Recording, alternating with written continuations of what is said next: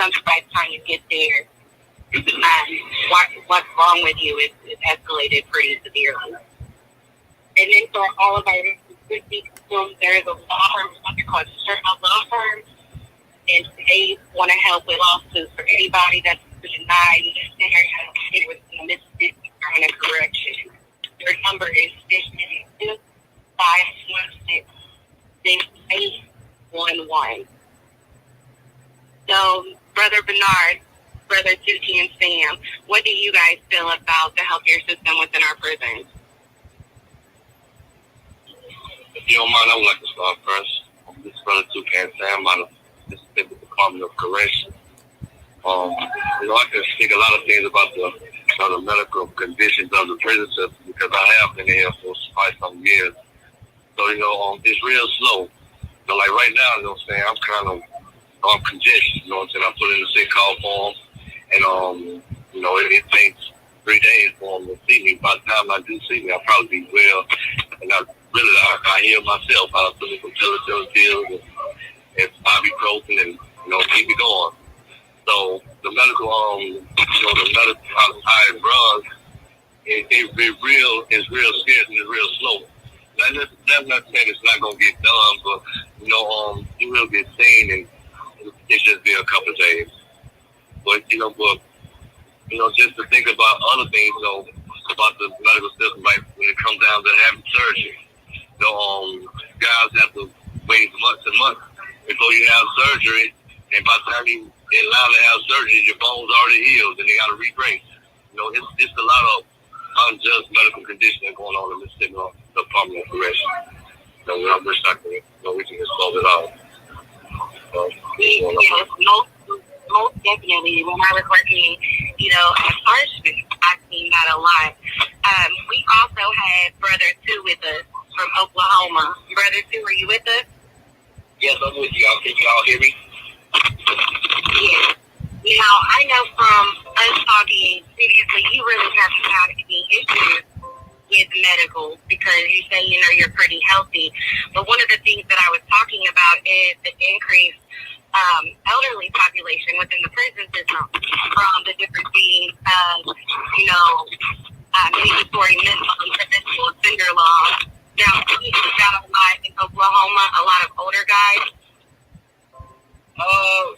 Where I'm at, we have our fair share, but we're kind of secluded from different units, so we don't really move around. So we probably may have maybe 10 guys that may be older than where I'm at.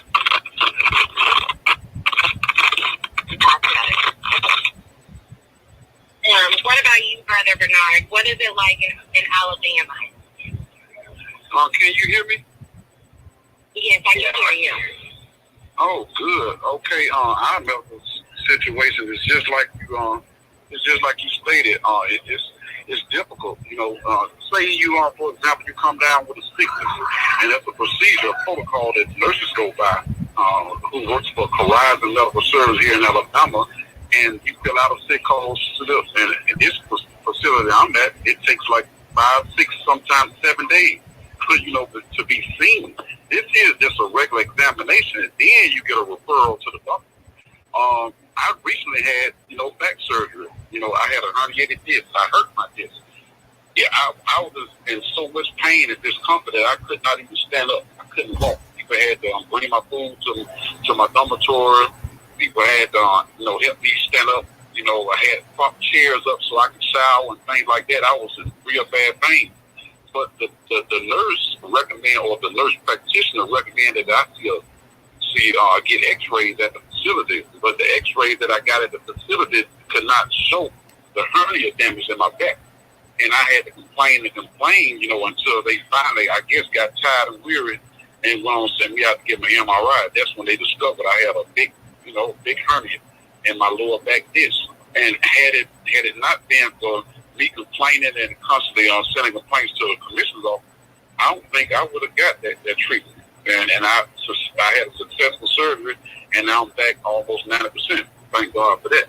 But other inmates are not so fortunate. I see inmates walk around Alabama prison system with hernias in their stomachs, even in the testicles area, and other kind of things, medical issues going on with them. And the DOC medical staff really basically tell them, hey, you live with it, you treat it, but for a surgical intervention, that's the last result. When it's clearly that those inmates should have surgery, as it was in my case, where I couldn't even walk. So it's a whole lot of neglect, as Ms. Brooks can confirm. Because, as being a nurse, you'll see it, hands-on on a daily basis. I came out of my surgery, and one nurse told me she couldn't help me put my socks on. The doctor clearly told me I couldn't bend over, and I actually couldn't put my socks on. I needed help doing. They said, well, we don't do all that. We don't put this ain't a nursing home. And all I can say, well, I'm like, wow, and it's very bad because we are not treated as what's called citizens.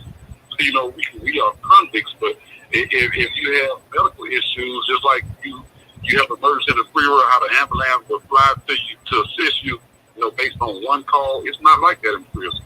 Even in emergencies, and that's the sad part, and that issue should be talked about. Yeah.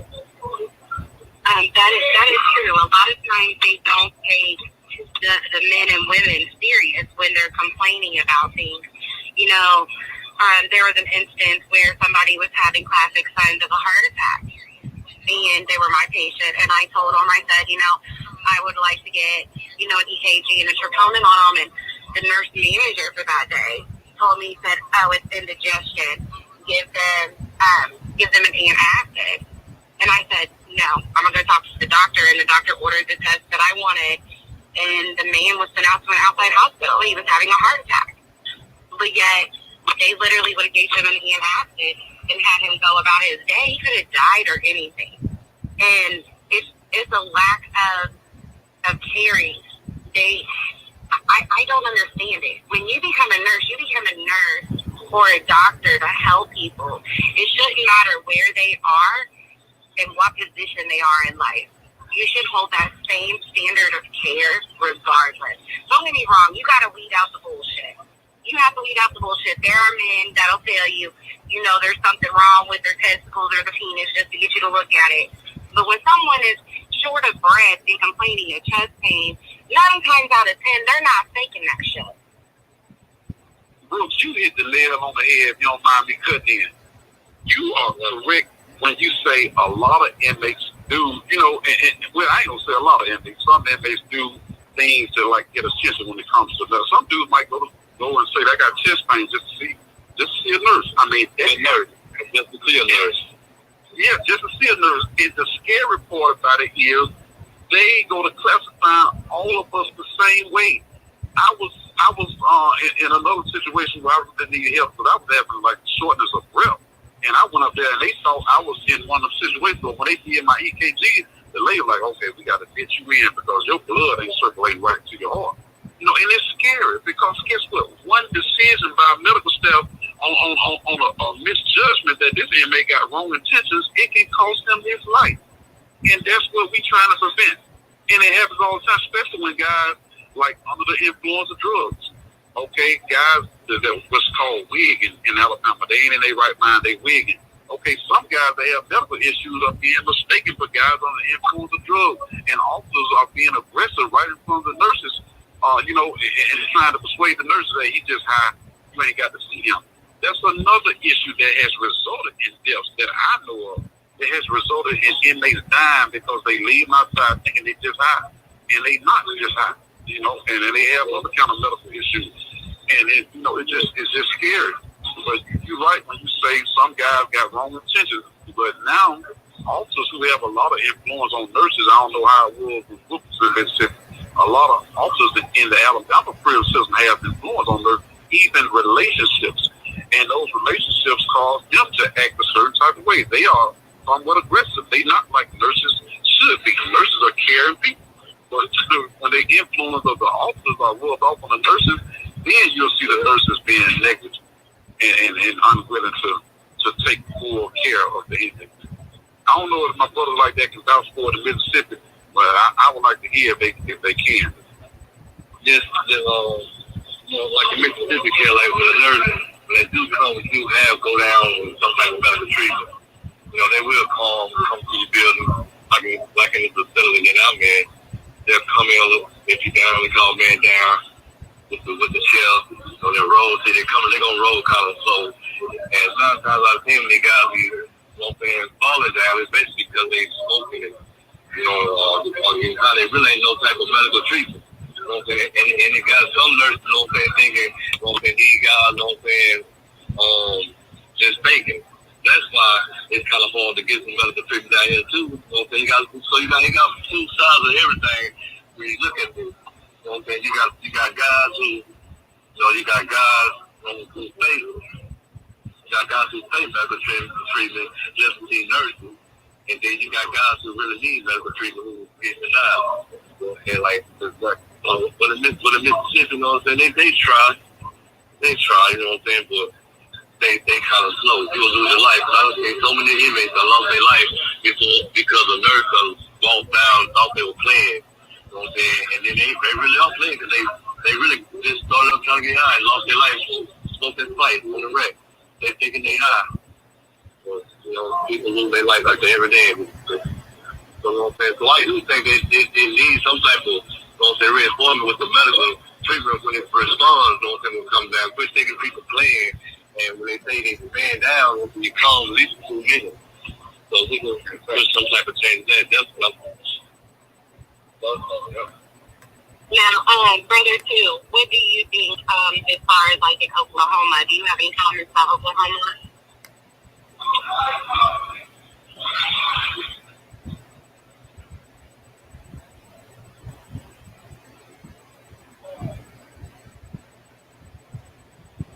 Okay, you might not be with us. The other thing is in nursing period, okay, just like I understand what y'all are saying, but as a nurse, it's a free world, there's present, you have to learn, you have what you call subjective data and objective data, okay? Subjective is what the person is saying to you. Somebody's having a lot of background noise. The subjective is the information you're receiving from the person. The objective data is what you're getting from vital signs, from your assessment, when you're looking at the person, and the test that you do. But so many times, they go off the subjective data and think they just on bullshit, that they forget that within healthcare, with doctors, nurses, anything, you are still responsible to do that assessment and find out the objective data also. And that's where the prison systems are lacking and why so many men and women are going, untreated. Why cancer, people are not being diagnosed with cancer soon enough. And then you run into the problem when you are diagnosed with cancer, with the way that they have to set up your transportation to the outside world for treatment, your chemo and your radiation is delayed. And anybody that knows anything about cancer knows that time is precious. That time to get, treatment started is detrimental within your health, because especially if you have a highly metastasized cancer, it's going to metastasize quickly if you're not getting treatment. Someone's got a lot of static. I don't know which one of y'all it is. I'm not sure. I put my phone on mute.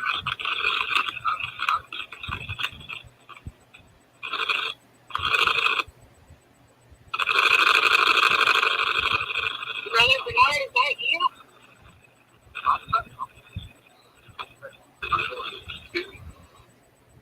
Yeah, that's you, Brother Bernard.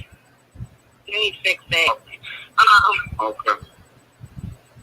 Oh, I'm sorry, but it ain't no noise going on right now, baby. I'm kind of quiet in the area I'm at. But, we're good now. It was static. Okay.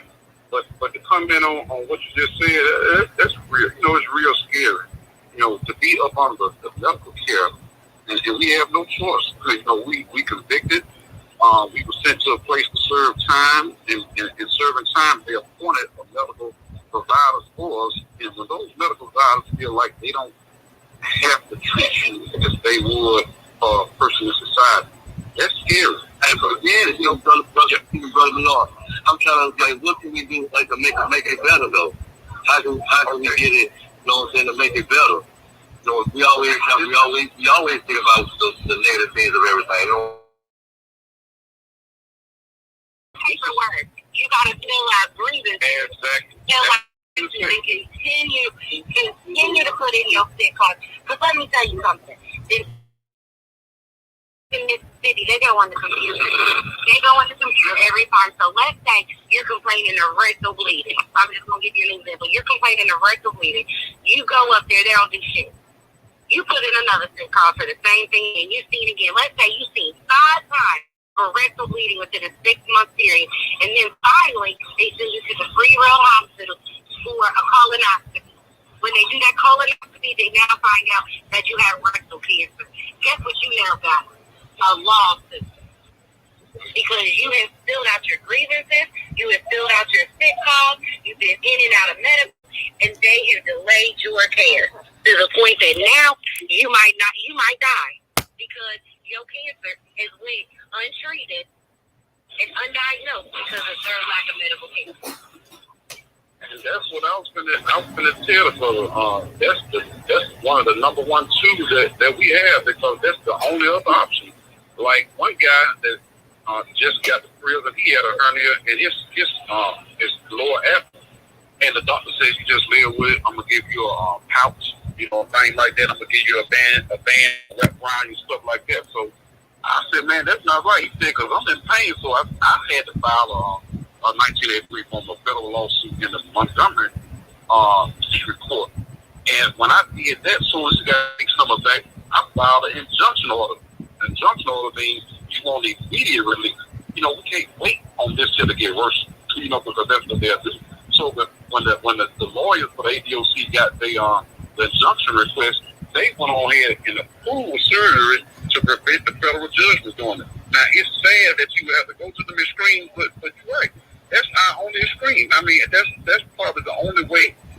And God forbid your situation gets so bad to where there's no return. Like cancer spread, as Brooks say, cancer can spread through your body. So time is the essence. And you ain't to wait till it get that bad. There ain't much you can do. Just ask for mercy. So my thing is, like you said, I would definitely file a grievances. I would notify. But in Alabama, you can notify the commissioner's office. And if it's a dire need, they have lately been taking steps to try to take action. I'm talking about, when I say take action, they call to the prison and they talk to that doctor and they ask that doctor, "Hey, what's going on with this inmate?" Because this inmate got his family called and they don't like that outside attention. So that has worked. That worked in my case. That's what got me sent downtown to get my MRI. Thank God they noticed I think like in Mississippi, they put inmates on a waiting list. Yeah, you might have a medical problem or a medical issue, and then you will sit down for about 3 or 4 months waiting to go to surgery. So that's the process how it is in Mississippi. And it definitely shouldn't be that long. It shouldn't be that long. That's what we need to fix right there. So that wait process. By the time they put you on the schedule to see the doctor of surgery, you already here. Yeah. If you're in the free world and you're in need of surgery, you know how long it's going to get it right there. You're going to get it right there. Or that week. I mean, they ain't going to wait like that. So why are y'all treating inmates like that? And that violates our right to be free and cool on using punishment. Meaning, I shouldn't be the law. That's right. I shouldn't be allowed to remain in pain. When y'all can take action, y'all have no choice because y'all care. I rely on y'all for medical needs and urgent needs, and y'all got to provide. So you're right. That needs to be addressed in the prison system here, and probably going over all across the United States of America. But I know for sure in Mississippi, it's like a slow process for the machine. Well, one of the problems in Mississippi too, I don't know if you've ever experienced it, but the way that they are with notifying your family is way different than in Ohio. So I lived in Ohio. I had a loved one incarcerated in Ohio, and I was his next of kin. So basically, like his power of attorney. So anytime I called up here, I could get any information that I wanted to get in regards to his medical. Mississippi is different. When you call up there, like let's say you call into 42, which is the hospital in Parchment, they are going to tell you that you need to call your loved one and wait for your loved one to call you. And if you ask where's my loved one in the hospital, we are instructed to tell them to look on the NDOC website, and that'll tell you if they're in the hospital or not. And if they're in serious condition, you have to wait for the chaplain or the doctor to call you and give you any type of updates. The nurses are not to talk to anybody. I don't care if it's the mother, the father, the child, the wife. We are to give out any information whatsoever in Mississippi. And like I said, in Ohio, it's different. Like, the guys that had the family that would call up there nonstop, they were treated different. Like, my loved one, as soon as he had COVID symptoms, they didn't leave him in that cell. They didn't send him to another pod to quarantine. They took him straight to medical and left him in medical for 14 days and did everything they were supposed to do. And they straight told him, we don't want to deal with your girlfriend. Because they already knew that I would be calling up here. Like, he didn't have his phone tablet. In Ohio, they got phone tablets. He didn't have his phone tablet. And I was calling up there nonstop checking on it. And it's finally a nurse that I had complained on, and she ended up getting in trouble. I'm in the country. I'm in the country. The first only because also in these lawsuits, you need people like that in the outside world. You know what I'm saying? We're gonna check on your loved ones, gonna call, make sure they're okay. You know what I'm saying? You need people. You need the outside support from your family. Because if not, you dead. You lost support. But in Mississippi, you can't even get that. That's the thing that's got to change. It's got to change to where these families are allowed to call and get information. Brooks, how can they advocate for you if you can't even call? Exactly. And I'm gonna tell you what happened. I'm gonna tell you what happened this week, if y'all don't mind me. I'll be brief. An inmate died in Alabama prison system. He died, and his family wasn't notified, but on Facebook, meaning the prison administrators, they didn't notify the family like right off. And that's a real sad indication. So is she trying to get the death certificate of her loved one? It was her son. She trying to get the death certificate. And they told her it's in the state hand, and the state saying that we ain't got it. And it's just a real sad situation. That just happened this week. So I can imagine if they don't want to give them information when the inmate dies. I mean, even just say if the inmate just sick or in a hospital, I don't see it. This is in Alabama. I can't speak on other states. And it's real sad because you ain't going to get the information. They told my sister one day that she called up here. She ain't close enough with the kin. And I wonder, I mean, who I got to get to call my mama? You know, that's how bad it is. It's about the same in Mississippi too, because a lot of all those things on bangers and murders are going on in all these prisons. Some of these guys are dying. Their family didn't even know they was stabbed or got killed.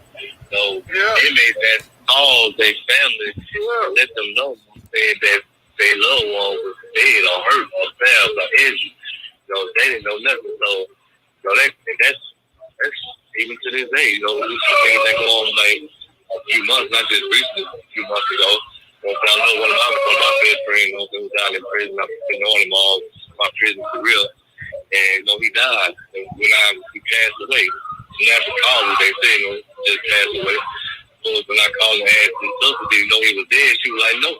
So it is the same. You know what I'm saying? And that's sad how all the states, you know what I'm saying, don't notify me. You know what I'm saying? They keep the family, you know what I'm saying, when the fact they died in prison. And again.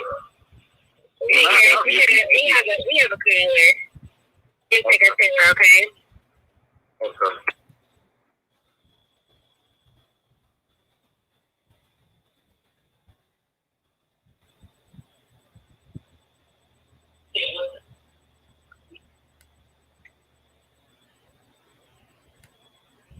Waller, are you with us?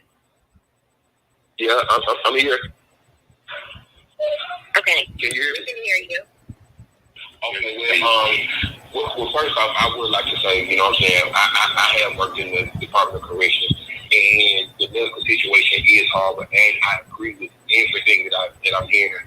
But as a former employee, with hello, Hello, we can hear you. okay, can y'all hear me at first? Yes, we can hear you. Okay, well, like I was saying, I'm a former employee, MDLC employee, and it's horrible. It's abhorrent, the medical situation in the entire system in the state. It is, and I agree with everything. But the notification thing, okay, for one, the system is subjected to HIPAA laws. You know what I'm saying? So actually, under federal law, I can't tell you. You know what I'm saying? It's just if I'm the person that answers the phone at the prison. I can't tell somebody that's calling on the phone that I can't see that you have been stabbed and you somewhere in the hospital. That's violating your HIPAA right, your privacy. That's the one. And for two, as a former officer, even if there was no HIPAA, I wouldn't want to tell the families. I would tell them, you know what I'm saying, maybe what's going on, but I definitely would tell them where their conflict is, because I was in a situation at the courthouse where there's other officers with guns and everything, and the conflict, family, friends, everybody showed up, and it almost got away out of control. So, and we got to, you know what I'm saying, we got to close seek custody conflict, so it's also a safety issue as well, because those people could have definitely well overran us. So when you know what I'm saying, you definitely should know what's going on. Like I heard the man saying, felt like somebody was saying that the family didn't know that their loved one had passed, and he called and let them know. But see, it's protocols to that. It's definitely going to be somebody to call them and let them know. And yes, the process is slow and it should be sped up. But guess what? You violated that man here when you called his family so they to see. I completely understand what you're saying. You running a slippery slope and a thin line with federal compliance when calling people and telling people, you know what I'm saying, what people's medical issues are. And I completely understand what you're saying. My thing is though with HIPAA, so in Ohio, you have one person that you have designated as your next of kin. You can designate that person to anybody that you want, but the inmate has to do that. The inmate has to fill out a form on who their next of kin is, and that person is able to get information. That person and that person alone. And you have to be able to answer certain questions to prove that you're that person. Like, it's not just you can just call and give the name. And what I'm saying is in Mississippi, when I worked in 42, it wasn't like that. It didn't matter who you was.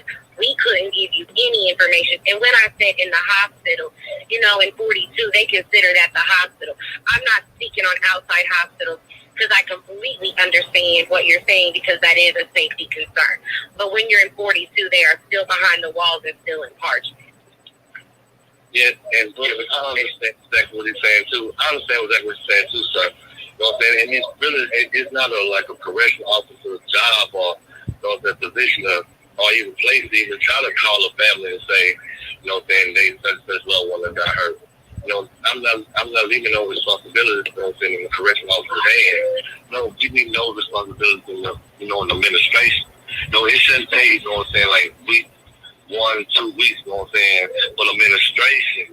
You know, after they done found out 2 weeks or a week ahead of time, they know that this certain inmate have been dead, you know, and their family still ain't heard it 2 weeks from that inmate's death. Now that right there is what I'm saying. But, you know, and we did have to call this, you know what I'm saying, this family and let them know, you know what I'm saying, because they didn't even know that his family, his son was dead.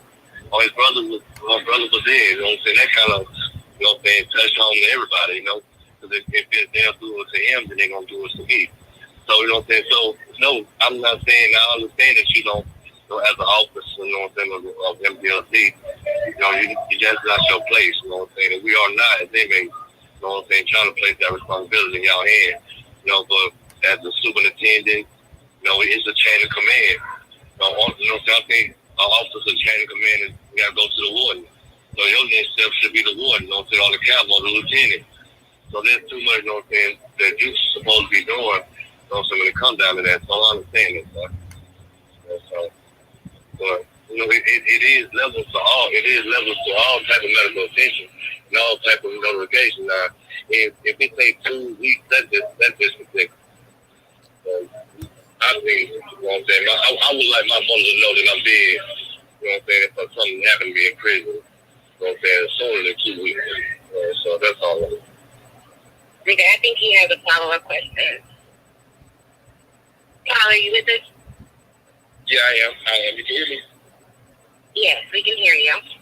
Okay, well, I really don't have much of a question. I kind of like have another statement to my brother that was just speaking.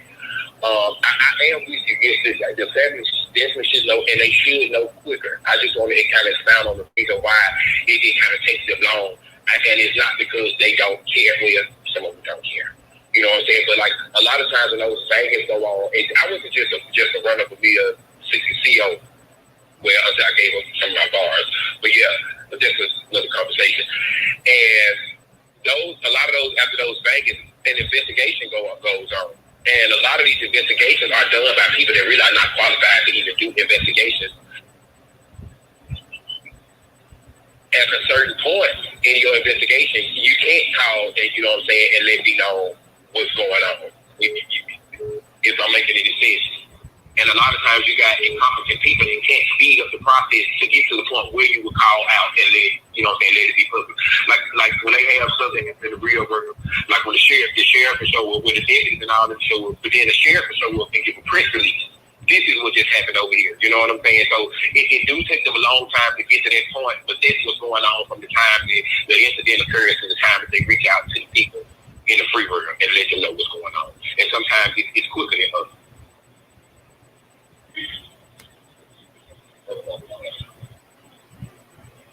But they definitely, I feel like they definitely can do more to make that process shorter, but that's the process. It is. Now, I have a question for you. So, we both are previous employees of MDOC, and I'm just curious if you've ever seen them fill out a death certificate before the person is even dead, because I have. Okay, well, I'm kind of not a previous employee of MDOC. I still got patients in Meridian, so I'm still kind of welcome with them. But I've never been around for the, you know what I'm saying, the prison don't write death certificates, the coroner do, so I don't know why they even write death certificates in the prison. It's the coroner. They do a parchment. The doctors do a parchment. Yeah, they definitely do.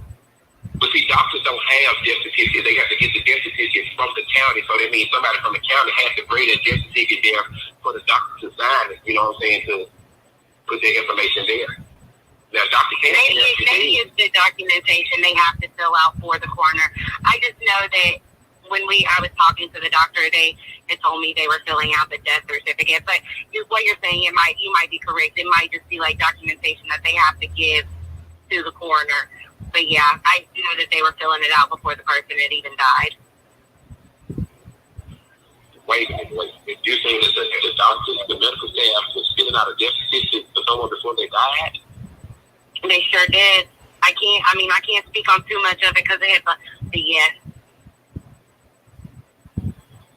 Which, and I was going to be called under the whistleblower law.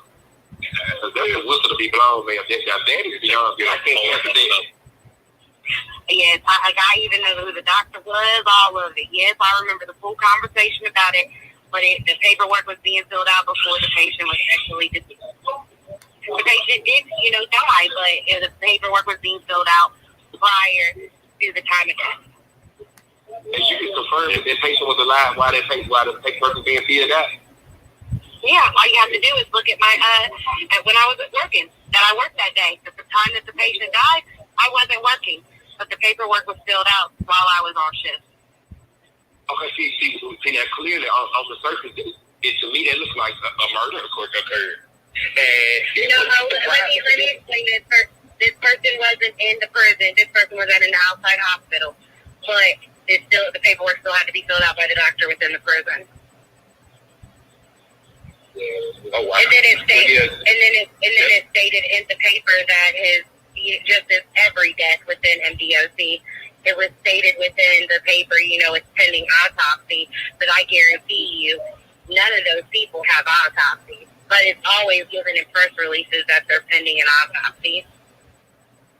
It's a lot of flaws that go on that as we know of in Mississippi. So, I believe we have one of our other. Now, for that to be I going think on we have outside another the prison, person. that's a big conspiracy beyond me. I can't really just speak on that, but I do, and I have witnessed it up close, the lack of concern for human life inside the prison. Like, I was almost involved in a conspiracy where I was being almost tricked to starve somebody to death. You know, because they was using my green to the other institution to make me starve somebody to death.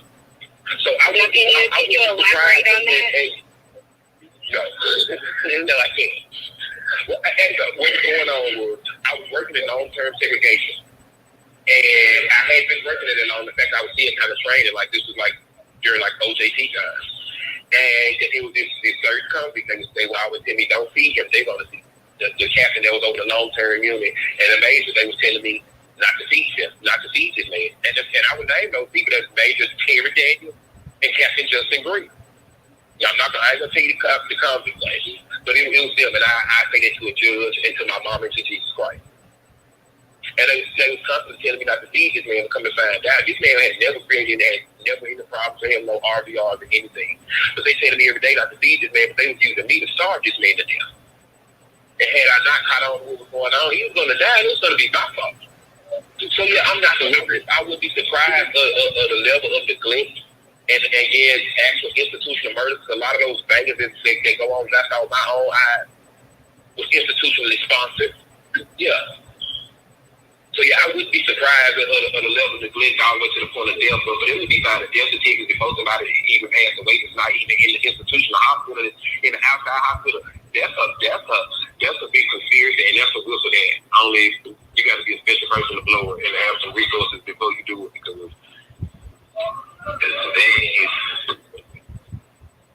that's beyond me. Oh, there's a lot. If there's any attorneys listening, I've reached out to attorneys, but I don't know if they're scared of MDOC or what. I'll be a whistleblower. I think all attorneys are scared of Mississippi. All attorneys don't want to set cases in Mississippi. Mississippi is whitewashed. You know, all of them, when they just see it, they don't want to touch it. They got it all the time. I think it's a bitch in my group, so it goes real deep. They just don't know. It's hard to get any attorney. I'm trying to get one from Louisiana, Alabama. So unless they want $35,000 a board, $35,000, $50,000 they will anybody. We have this. And it looks like we had another one of our hosts with us. Is that Brother Sudis with us, or is that Strength Achilles? It's two. Oh, okay. And you had fell off. We were talking to you, but you weren't on here. Oh, yeah, I had to jump off for a second, crunch time.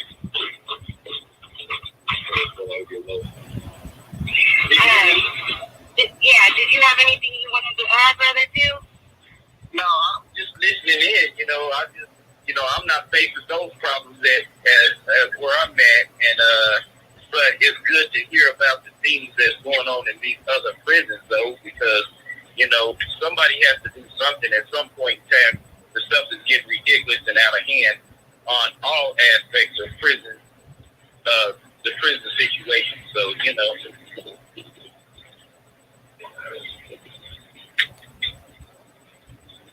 Hello. And Brooks, may I add something to that? In the Alabama prison, we talking about the death certificate, things like that. The Department of Justice has Alabama on investigation right now for a number of deaths that were clearly homicides, but were considered illnesses or things like that, and it's finally being investigated. A lot of inmates who have been beaten to death, I don't know how can an autopsy miss it, or like you say, there was never an autopsy committed. There's no way you can be murdered and your death can be classified as an illness. Or what happened last June at Kirby Correctional Facility, I had to notify the media behind this here. You had 11 inmates died in 14 days from COVID. But their death certificate did not say that the cause of death was COVID related. And it just said the illness that they were all suffering from. All these was inmates in the healthcare unit. and 11 of them died. And it was so angry for the nurses who were there because they was ordered to be quiet. They could not talk. And it's just like this here. Either you can stand up and you can just cry against the truth, you know, or you can just keep your mouth closed and watch inmates die. And that's what happened to Kid. 11 inmates died, and a few nurses were so frustrated because they knew it was COVID related. But the cause of death was not classified as death. Then it was swept under the rug. Something got to be done. Right. And I have a question for you about Alabama. I don't know if you know what I'm talking about, but there's a video circulating from Donaldson. It was on a story, and I screen recorded it. Somebody just died a couple days ago, and it was them taking the body out. Do you know anything about that? Of course. I mean, that's the facility I'm at right now. And we have 2 minutes there. It's like, I think, this month alone, and I think one of them, they said it was either, it's the rumor, but we don't have facts yet. Either a drug overdose or tuberculosis outbreak. And we experiencing the tuberculosis outbreak right now. But we know that I'm sure tuberculosis, because you do understand tuberculosis. If someone has tuberculosis, they're supposed to be in a negative pressure room. Exactly. Because it's highly contagious. Highly contagious. So, and they try to keep everything on the hush-hush, but officers have told us an inmate either died from tuberculosis, the dude that died, one of the dudes that died, and one of them died from an overdose. But we need facts, so I don't have those facts to present you other than what an undisclosed officer told us. And now they got a dormitory that the inmate was in is on quarantine. The inmate that died, his dormitory is on quarantine at Donaldson, where I'm at now. So this is a very serious issue. We need to look into that. Yeah, this is a very serious issue. And as far as mysterious deaths, it's been 2 minutes. 2 minute deaths overdose of using that fentanyl, I think that's how to pronounce it. And we've been having 2 minute deaths here. 2 minutes. And the media been notified. The administration is trying to keep it on the hush, but it's getting too bad now. And can I just address this? Do you have visitations yet in Alabama? They just said in Alabama that those who took their shots can't get them now. Okay, so hold on. Have they started visitation in Alabama? So yeah, you say $7 in the prison, right? Yes. So guess where the drug is coming from? Please tell me where the drugs are coming from. We can pretty much guess. The correction officers. Because when there is visitation, they want to blame it on visitors, saying visitors are bringing these drugs in. No, they need to look at their own staff. Their staff is bringing the drugs in. And this is in every institution across America. Exactly. We have another person calling in. Caller, are you with us? The 831 number? Yes, how you doing?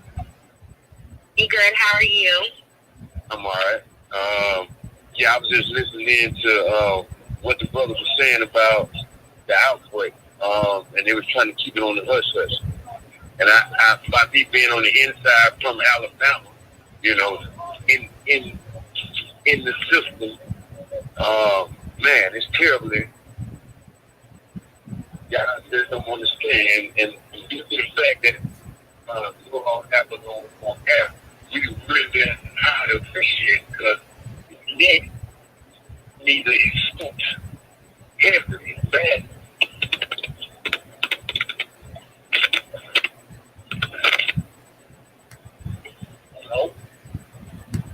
Hello? I think his service might be bad. Sir, are you with us? Can you hear me? Barely. You're kind of cutting in and out. Can you hear me? Yes, I can hear you. I appreciate you opportunity. Well, I can't hear that. Yeah, your connection's really bad. Okay. gotta get some money yourself. They gotta talk a little bit. Can you hear me? Yes, I can Can you hear hear me you now? now. Yes. Hold on. Stand in the window. Can you hear me? I'm outside, for real. I'm about to do it. Yeah, I can hear you. Okay, as I was saying, I appreciate the fact that y'all are giving us exposure about what's going on because it's very well needed, you know. By me being from the inside, can you hear me? Still with me? Yeah, I can hear you really well. Oh, yeah, okay. And I was listening as what the brother was saying earlier about how the administration trying to keep it on the hush-hush. You know what I'm saying? See, they don't want that to be exposed. They don't want that to get out like it should need to. No, they don't want that. But yeah, I just wanted to salute you guys and thank y'all for giving us the opportunity to do so. I pass the mic. Absolutely, and I just want everyone to know that is what this podcast is for. It is called Free the Guys, and it is a place for the men on the inside to be able, to have their voices heard without the fear of retaliation. Exactly.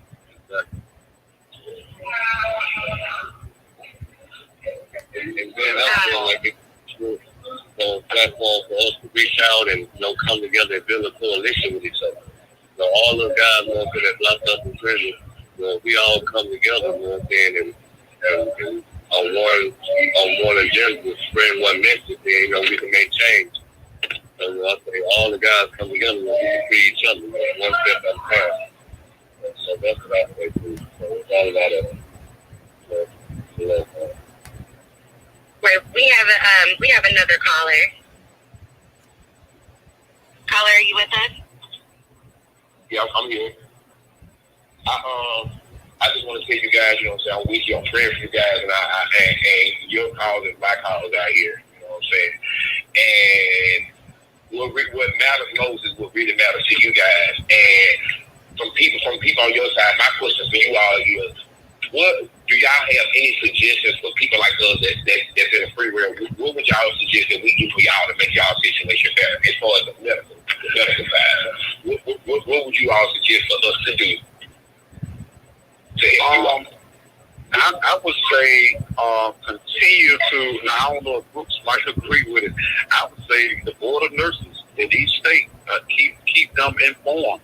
Keep the pressure down on them about their treatment. If nurses are acting more ADOC as opposed to what they're supposed to be, nurses, then the issue should be brought to the board of nurses. Who really has control over the license and whether they can actually practice nursing in their state. And that's one of the things I do. What I feel like should be done. And other than that, the inmates should have peaceful protest on the inside.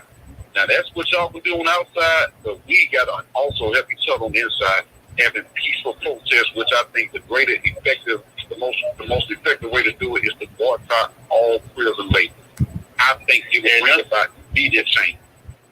And I say just make calls, if all the family members the loved one that's inside their family outside, just make calls. Call into the prison, call into the superintendent, to the warden, just make calls, just be a constant bother. And that right there, get anybody, to have a look up and see what's going on. Everybody instead of calling the phone, trying to see a change being implemented. So I definitely a simple fact, let's call it. Well, can I interject for a minute on this situation there? Yeah, absolutely. Go ahead, Brother Phil. Well, I think what needs to be done is, first and foremost, everything needs to be documented. I mean, the phone calls, that's fine, but they can always lie about the phone calls. So if people can email, they start a paper trail is basically what I'm saying, because you cannot, when it comes down to exposing things and presenting things, they want to see the facts. And if they have the facts, say, hey, we thought about this situation, we emailed about this situation, we got no stuff.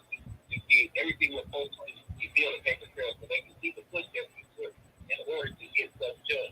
Because after a while, when you start to hit factory, they start leaning towards your situation. Exactly. And I will also say, that was a good point. I will also say notify media outlets, news media outlets from all over here, local in your area, and that's become effective because media exposure is being documented, it's being wrote about, it's being talked about. That also helps, and as well as what we're doing right now. But the media outlets, get with some of them local news reporters. They love to hear stories about careers. Anything they can report that's a good story, that's true, that's factual, and we can help assist them in any kind of way. They love it, and that'll help bring exposure, which the ADOC doesn't want. Or any department correction, they don't like that. Because one thing is, once you start shedding the light of the facts, it tends to stick in the news because then everybody's seeing it, and they're like, "Well, wait a minute, this ain't supposed to happen." Because when people are presented with the facts, they know that, hey, well, this is the problem. But if we keep talking about it and never documenting it, it's kind of hard because we already got it. And so that's because we're done. So documentation, and for policy, because in DOC, they have to go by policy. So if you spit their policy at them and they can't deny it, you got to always fight them with what they fight you with. And that's what we learned in Oklahoma. We always produce policy. Document everything, request the staff in a request. We do everything by documentation. So what we do, as one of our levels that we're getting customers having it, we can send them the documentation so they can go to the news and the news reporter can have the documentation. Because us just telling the company really never gets us nowhere. But just remember the document and remember to We have one last question before we end. Caller, are you with us? Yes, I am. I just wanted to kind of ask you real quick. I've seen a lot of Mississippi where the medical staff, the whole medical team was actually contracted in rather than, MDOC nurses and MDOC doctors that was actually contracted in. And I really don't know too much about Alabama. And I was just wondering from the guys from Alabama, are y'all nursing staff, y'all medical staff, are they contracted in or are they like state employees? They contract up on the Horizon Medical Services. They are up on the contract, but the ADOC has strong influence on them, and that's sad for them. I'd like to just comment on that because I want to explain something that a lot of people don't understand. So Mississippi, their medical staff is also contracted in. But what people don't understand too, not only is their medical care, like their doctors and everything, contracted, but on top of that contract, that company then contracts in other nurses. So you got one contract with one company through the state, and that company got a contract with an agency. I was like basically double contracted at Parchment. I was a travel nurse, a whole other state that came here. And I was not employed by MDOC or by the healthcare system that they are contracted through. I was employed by a whole other company, but still work there. I hope that kind of answers your question. Wow. Well, we are kind of running out of time. It is almost 9 o'clock. So I do want to say thank you to all of the guys. I love getting to hear from all of you and your experiences from the inside. And I do also want to give some Plus updates. Friday, we will be having Plus News. Plus News is a podcast that is basically going to be sharing any news revolving activism. And this week is with Miss Lynn Greer. She's alternates every week with Miss J. Renee. Next week, on Monday, we have The Low Behind Bars, and that is at 8 p.m. Central Time. On Tuesday, we have Plus TV, which is also at 8 p.m. On Wednesday, we will have Live and Straight Out of Parchment, which is The same concept is Free the Guys, but it strictly deals with MDOC. And then on Friday next week, we will again have Plus News. Also, if you are looking into, pushing for change and actually doing something, we are building our legislation team. Our legislation team will be pushing for new legislation in regards to criminal justice and prison reform. If you are interested in that, please hit us up on our Facebook page, which is the National Plus Coalition. I hope everyone has a good night. Plus. God bless. God bless y'all. Everybody have a good night too. Y'all do the same. Be safe, y'all.